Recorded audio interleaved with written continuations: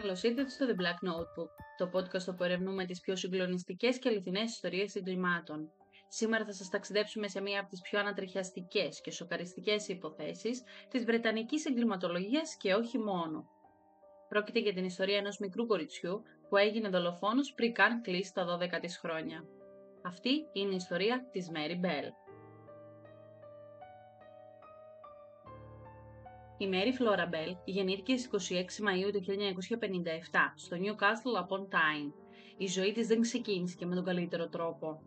Η μητέρα της Betty Bell εκδιδόταν και έλειπε συχνά από το σπίτι της οικογένειας και απλά άφηνε τα παιδιά της στην φροντίδα του πατέρα τους, ο οποίος και αυτός τις περισσότερες φορές έλειπε. Η ταυτότητα του βιολογικού πατέρα της Mary είναι άγνωστη. Για το μεγαλύτερο μέρος της ζωής της, πίστευε ότι ο πατέρας της ήταν ο William Billy Bell, ένας βίαιος αλκοολικός και συνήθις εγκληματίας, με ιστορικό σύλληψης για εγκλήματα συμπεριλαμβανόμενης της ένοπλης ληστείας. Ωστόσο ήταν μωρό όταν ο William Bell παντρεύτηκε τη μητέρα της και είναι άγνωστο αν είναι όντως πραγματικός βιολογικός πατέρας της. Σύμφωνα με τη θεία της Isa McCricket, μέσα σε λίγα λεπτά από τη γέννηση της Μέρι, η μητέρα της είχε αγανακτήσει με το προσωπικό του νοσοκομείου που προσπαθούσε να βάλει την κόρη της στην αγκαλιά της και άρχισε να τους φωνάζει «Πάρτε το πράγμα μακριά μου». Η Μπέτι όχι μόνο μελούσε τη Μέρι, αλλά και την κακοποιούσε σωματικά και ψυχικά. Την απερίπτε συνεχώς, λέγοντας ότι δεν άξιζε και ότι θα έπρεπε να πεθάνει, κάνοντας τη ζωή της Μέρι μια ζωντανή κόλαση. Υπήρξαν περιστατικά που ήταν εμφανή ότι η Μπέτι βασάνιζε την κόρη της. Το 1960 περίπου, η Μπέτι πέταξε τη Μέρι από ένα παράθυρο του πρώτου ορόφου. Σε μια άλλη περίπτωση, της έδωσε υπνοτικά χάπια.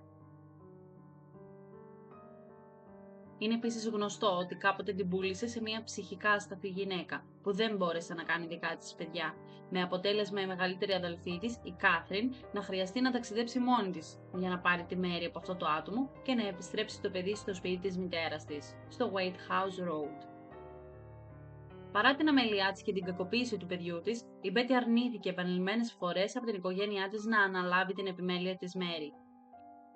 Φέρεται να είχε ξεκινήσει να επιτρέπει ή και να ενθαρρύνει αρκετούς από τους πελάτες της να κακοποιήσουν σεξουαλικά τη Μέρι μέχρι τα μέσα της δεκαετίας του 1960. Η μητέρα της Μέρι συμμετείχε ενεργά σε αρκετές από αυτές τις συνευρέσεις, συμπεριλαμβανόμενων πολλών από αυτές που έδεσε τα μάτια της κόρης της με μία κάλτσα πριν κρατήσει τα χέρια της πίσω από την πλάτη της και την ανάγκασε να κάνει στοματικό σεξ στους πελάτες της. Ήδη από νήπη οδηγήθηκε στο νοσοκομείο για πλήση στομάχου, σχεδόν έτοιμο θάνατη, από υπερβολική δόση ναρκωτικών και χαπιών που βρίσκονταν εκτεθειμένα μέσα στο σπίτι. Αυτό το δυστυχές συμβάν επαναλήφθηκε αρκετές φορές στο μέλλον, καθώς η Μπέτι έλειπε συχνά σε διπλανές πόλεις για να συναντήσει πελάτες, αφήνοντας τη μικρή κόρη της χωρίς επίβλεψη. Τα τραύματα από τη συστηματική σωματική κακοποίηση ήταν εμφανή. Η Μέρι συχνά πήγαινε στο σχολείο με σημάδια και μόλοπες, αλλά οι κοινωνικές υπηρεσίες δεν κατάφεραν να επέμβουν εγκαίρως για να την προστατεύσουν. Τόσο στο σπίτι όσο και στο σχολείο, η Μέρι εμφάνισε πολλά σημάδια διαταραγμένης και απρόβλεπτης συμπεριφοράς, συμπεριλαμβανόμενος ξαφνικών εναλλαγών της διάθεσης και χρόνια νυχτερινής ενούρησης στο κρεβάτι. Η Μπέτι, που είχε γίνει σκληρή και ψυχρή μητέρα, προκειμένου να τιμωρήσει και να διδάξει την κόρη της να σταματήσει να βρέχει το κρεβάτι της, κάθε φορά που συνέβαινε αυτό, έτριβε το πρόσωπο της μικρής στα ούρα και κρεμούσε το στρώμα έξω από το σπίτι. Φώναζε και την κατηγορούσε μπροστά σε όλη τη γειτονιά. Η Μέρι για χρόνια μετά φοβόταν να κοιμηθεί, μήπως και βρέξει άθελά της πάλι το κρεβάτι της. Είναι γνωστό ότι τσακωνόταν συχνά με άλλα παιδιά, αγόρια και κορίτσια και ότι έχει προσπαθήσει να στραγγαλίσει ή να πνίξει τους συμμαθητές ή και τους συμπαίκτες της σε πολλές περιπτώσεις. Σε μία περίπτωση προσπάθησε να φράξει το στόμα μιας συμμαθήτριάς της με άμμο. Αυτή η βίαιη συμπεριφορά έκανε πολλά παιδιά να μην θέλουν τη Μέρι και να τη φοβούνται, η οποία περνούσε συχνά τον ελεύθερό της χρόνο με την Norma Bell, την οποία τη γνώρισε στις αρχές του 1967. Αν και τα κορίτσια είχαν το ίδιο επώνυμο, δεν είχαν κάποια συγγένεια. Σύμφωνα με μία συμμαθήτριά της, με τον καιρό αυτοί και οι συμμαθητές της είχαν συνηθίσει στις ξαφνικές και έντονες αλλαγές στη συμπεριφορά της Μέρι. Όταν άρχισε να εκδηλώνει τα σημάδια, τα οποία ήταν το κούνημα του κεφαλιού της και σχηματισμός ενός ατσάλινου βλέμματος, οι συνομήλικοι της ενστικτωδώς ήξεραν ότι εκείνη την ώρα θα γίνει βίαιη. με το βλέμμα της να επικεντρώνεται στο άτομο στο οποίο θα επιτεθεί. Η δασκάλα της στον νηπιαγωγείο θυμάται χαρακτηριστικά ένα περιστατικό όπου η Μέρι είχε τυλίξει τα χέρια της γύρω από το λαιμό ενός αγοριού και τον έσφιγγε. Και όταν τη ζήτησε να σταματήσει, εκείνη απάντησε απορώντας: «Γιατί, μπορεί να το σκοτώσει αυτό?» Στη δεκαετία του 1960, το Newcastle upon Tyne υπέστη εκτεταμένες αστικές ανανεώσεις, με την κατεδάφιση παλιών βικτωριανών παραγκουπόλεων και την κατασκευή σύγχρονων κατοικιών.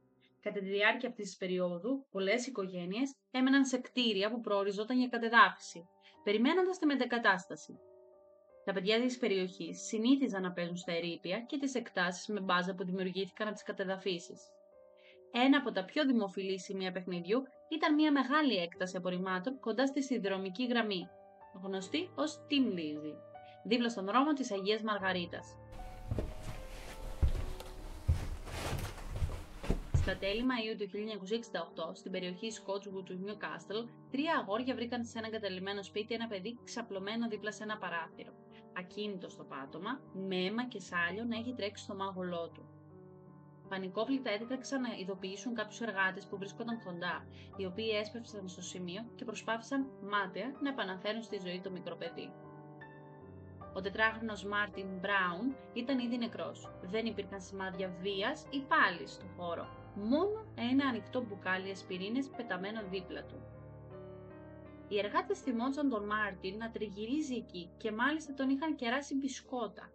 Κάποιο παιδί παρατήρησε τη Μέρι Μπέλ με μια φίλη της, την Όρμα Μπέλ, να στέκονται κάτω από το παράθυρο του εγκαταλειμμένου σπιτιού. Όπως αποδείχθηκε αργότερα, η Μέρι είχε οδηγήσει την Όρμα εκεί για να της δείξει το φρικτό κατόρθωμά της. Παρά το γεγονός ότι τελικά δεν κατάφεραν να φτάσουν στο σημείο όπου βρίσκονταν το άψυχο σώμα του Μάρτιν, λόγω του πλήθους που είχε μαζευτεί, τα 2 κορίτσια δεν πτωήθηκαν και πήγαν στο σπίτι της θείας του νεκρού αγοριού για να της ανακοινώσουν ότι είχε συμβεί ένα ατύχημα και ότι ο Μάρτιν ήταν νεκρός, προσκαλώντας την να έρθει μαζί τους για να της δείξουν το μέρος. Ο Μάρτιν Μπράουν ήταν μακρινός ξάδερφος της Μέρι, η οποία γνώρισε καλά την οικογένειά του. Η συμπεριφορά των κοριτσιών γύρω από το περιστατικό ήταν ασυνήθιστη. Δεν έδειχναν φοβισμένες, αλλά αντιθέτως περίεργες και ίσως και ενθουσιασμένες. Βομβάρδιζαν τη θεία του Μάρτιν με ερωτήσεις όπως «Σου λείπει, κλαις που πέθανε, της λείπει της μαμάς του», ενώ χαμογελούσαν περίεργα. Έφτασαν στο σημείο να ενοχλούν και τη μητέρα του παιδιού. Η Μέρι χτύπησε την πόρτα του σπιτιού της και ζήτησε να δει τον Μάρτιν. Όταν η Τζουν της απάντησε με δάκρυα ότι ο μικρός της γιος έχει πεθάνει, η Μέρι συνέχισε χαμογελώντας και είπε «Α, το ξέρω πως πέθανε. Ήθελα να τον δω μέσα στο φέρετρό του». Η αστυνομία μετά από τις πρώτες έρευνες δεν κατάφερε να καταλήξει σε κάποιο συμπέρασμα σχετικά με τα αίτια θανάτου του μικρού παιδιού, αφήνοντας την υπόθεση ανοιχτή. Αυτό προκάλεσε έντονες αντιδράσεις στην τοπική κοινωνία, με πολίτες να πραγματοποιούν συγκεντρώσεις και πορείες διαμαρτυρίας για την επικινδυνότητα των μισογκρεμισμένων και εγκαταλειμμένων κτηρίων στην περιοχή του Scotchwood. Το επόμενο πρωί, στις 27 Μαΐου, οι δάσκαλοι του παιδικού σταθμού όπου πήγαινε ο Μάρτιν έκαναν μία ανατριχιαστική ανακάλυψη.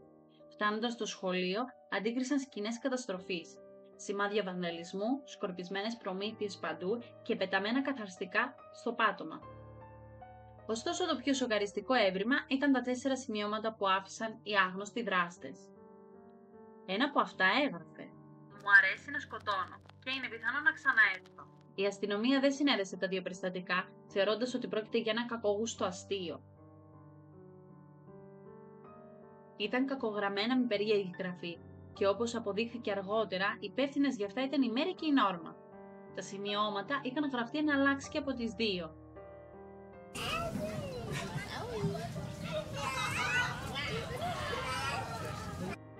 Το απόγευμα της 31ης Ιουλίου του 1968, ο 3χρονος Μπράιαν Χάουι εθεάθηκε τελευταία φορά να παίζει έξω από το σπίτι του με τον σκύλο της οικογένειας, ένα από τα αδέρφια του, τη Μέρι Μπέλ και την Όρμα Μπέλ. Όταν δεν επέστρεψε σπίτι, ανήσυχοι συγγενείς και οι γείτονες έψαξαν στους δρόμους χωρίς επιτυχία. Στις 11 και 10, της ώρας του βρέθηκε ανάμεσα σε 2 μεγάλους τσιμεντόλιθους στην περιοχή Tin Lizzy.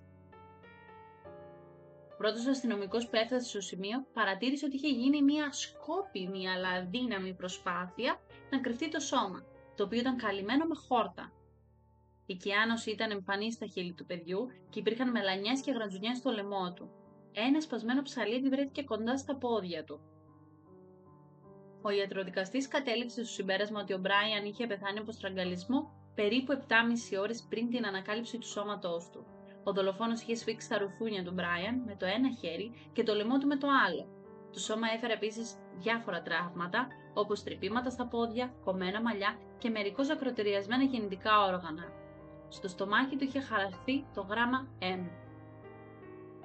Η σχετικά μικρή δύναμη που χρησιμοποιήθηκε για τη δολοφονία οδήγησε στον ιατροδικαστή στο συμπέρασμα ότι ο δολοφόνος ήταν κάποιο άλλο παιδί.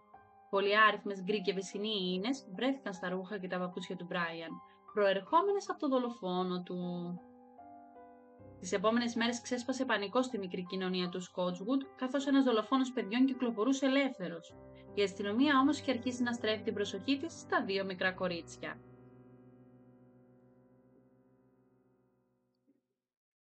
Την ημέρα της κηδείας ήταν όλοι εκεί. Ο επιθεωρητής Ντόμψον παρατήρησε πως η Μέρι στεκόταν μπροστά στο σπίτι των Χάουι την ώρα που έβγαινε το μικρό φέρετρο. Αυτό που είδε τον έκανε να ανατριχιάσει. Η Μέρι γελούσε και έτριβε τα χέρια της μεταξύ τους. Στην ανάκριση, αποκάλυψε πως τη μέρα της δολοφονίας του Μπράιαν είχε δει ένα 8χρονο αγόρι να το χτυπάει και μετά να τον τραυματίζει με ένα χαλασμένο ψαλίδι. Κανείς πέρα από την αστυνομία δεν γνώριζε για το ψαλίδι που είχε βρεθεί στον τόπο του εγκλήματος. Στην επόμενη ανάκριση άρχισε ένα πινκ-πονγκ ευθυνών, με τη Μέρι να μεταθέτει όλη την ευθύνη στη φίλη της την Όρμα και το αντίστροφο. Η αστυνομία κατέληξε στο συμπέρασμα πως οι δυο τους είχαν παρασύρει το αγοράκι στον τόπο της δολοφονίας του, ενώ όταν μαθεύτηκε πως το δίδυμο συνελήφθη, έγιναν γνωστές και άλλες βίαιες ενέργειες της Μέρι. Όπως ότι είχε σπρώξει τον ξαδερφό της από αρκετό ύψος, όπως επίσης ότι είχε προσπαθήσει να στραγγαλίσει δύο κορίτσια στη γειτονιά της. Η δίκη διήρκησε αρκετές μέρες, με έντονη κάλυψη από τα μέσα μαζικής ενημέρωσης. Τα ξεσπάσματα και οι θεατρινισμοί της Μπέτι Μπέλ κατά τη διάρκεια της διαδικασίας δεν βοήθησαν ιδιαίτερα στην υπόθεση της κόρης της. Η Μέρι αρνήθηκε όλες τις κατηγορίες και παρήχε λογικές εξηγήσεις για κάθε ύποπτη συμπεριφορά της. Ήταν ομιλητική και ψυχρή. Αντίθετα, η Νόρμα, κλαίγοντας τρομαγμένη και με μια πιο παιδική συμπεριφορά και στάση, κατάφερε να κερδίσει τη συμπάθεια των ενόρκων. Αρνήθηκε οποιαδήποτε ευθύνη για την πραγματική δολοφονία, αλλά παραδέχτηκε ότι γνώριζε την τάση της Μέρι για βία και το ιστορικό της να επιτίθεται σε παιδιά. Κατά τη διάρκεια της δίκης, η Μέρι εξετάστηκε από ψυχίατρο, ο οποίος κατέθεσε ότι παρουσίαζε κλασικά συμπτώματα ψυχοπαθολογίας με έντονη έλλειψη συναίσθησης. Δυσκολευόταν να αντιληφθεί και να λάβει υπόψη τα συναισθήματα των άλλων ανθρώπων, δεν ένιωθε τύψεις ή ειλικρινή μεταμέλεια και ήταν συναισθηματικά παγωμένη και αποστασιοποιημένη από τα πάντα. Η Μέρι λύγησε και ξέσπασε σε κλάματα μόνο κατά την απαγγελία της ατιμωρίας εις βάρος της. Κρίθηκε ένοχη για ανθρωποκτονία με το ελαφρυντικό της μειωμένης ευθύνης και καταδικάστηκε σε φυλάκιση αόριστης διάρκειας. Αντίθετα, η Νόρμα κρίθηκε αθώα για τη δολοφονία και καταδικάστηκε μόνο σε 3 χρόνια με αναστολή για τη διάρρηξη και τους βανδαλισμούς στον παιδικό σταθμό, θέτοντάς την υπό ψυχιατρική παρακολούθηση. Η Μέρι οδηγήθηκε σε αναμορφωτήριο, καθώς ήταν αδύνατον λόγω ηλικίας να κλειστεί σε φυλακή, ενώ στο ψυχιατρίο θα ήταν επικίνδυνη για τα μικρά παιδιά που νοσηλευόταν εκεί. Η δολοφονία δεν είναι τόσο κακή, θα πεθάνουμε όλοι κάποια στιγμή έτσι κι αλλιώς. Αυτή η κοινική φράση ανήκει στη Μέρι Μπέλ. Την εποχή της καταδίκης της Μπέλ για ανθρωποκτονία από αμέλεια ήταν 11 ετών και 6 μηνών, καθιστώντας τη νεότερη γυναίκα δολοφόνο στη Βρετανία, μια στατιστική που παραμένει μέχρι σήμερα. Η μητέρα της Μέρι Μπέλ, Μπέτι, την επισκεπτόταν συχνά στο αναμορφωτήριο, αλλά μετά από κάθε επίσκεψη η Μέρι γινόταν επιθετική. Η Μπέτι εκμεταλλεύτηκε οικονομικά την ιστορία της κόρης της, πουλώντας την σε εφημερίδες και πιέζοντας τη Μέρι να γράφει ποίηματα και γράμματα, τα οποία στη συνέχεια προωθούσε στον τύπο. Καθώς μεγάλωνε, η Μέρι προσποιούταν ότι ήταν άντρας. Ζωγράφιζε γένια στο πρόσωπό της, περπατούσε σαν άντρας και έβαζε ένα ρολό από κάτι στην περιοχή των γεννητικών οργάνων της. Έφτασε και στο σημείο να ρωτήσει έναν γιατρό πώς μπορούσε να κάνει αλλαγή φύλου, δείχνοντας ξεκάθαρα ότι δεν ήθελε να είναι ο εαυτός της. Τον Σεπτέμβριο του 1977 η Μπέλ έγινε ξανά πρωτοσέλιδο, όταν αυτή και μία άλλη τρόφιμος δραπέτευσαν από μία φυλακή. Οι δύο γυναίκες πέρασαν αρκετές ημέρες με δύο νεαρούς άνδρες στο Blackpool, επισκέπτοντας ψυχαγωγικές δραστηριότητες και μένοντας σε διάφορα τοπικά ξενοδοχεία. όπου η Μπέλ χρησιμοποίησε το ψευδόνυμο Mary Robinson. Τελικά οι δύο γυναίκες χωρίστηκαν. Στις 13 Σεπτεμβρίου η Μπέλ συνελήφθη στο σπίτι ενός από τους δύο άνδρες, έχοντας βάψει τα μαλλιά της ξανθά σε μια προσπάθεια να συγκαλύψει την ταυτότητά της. Επιστράφηκε στην κράτησή της εκείνο το βράδυ. Η άλλη γυναίκα συνελήφθη σωλήνης μέρες αργότερα. Η ποινή της Μπέλ για φυγή ήταν η απώλεια των προνομίων της φυλακής για 28 μέρες.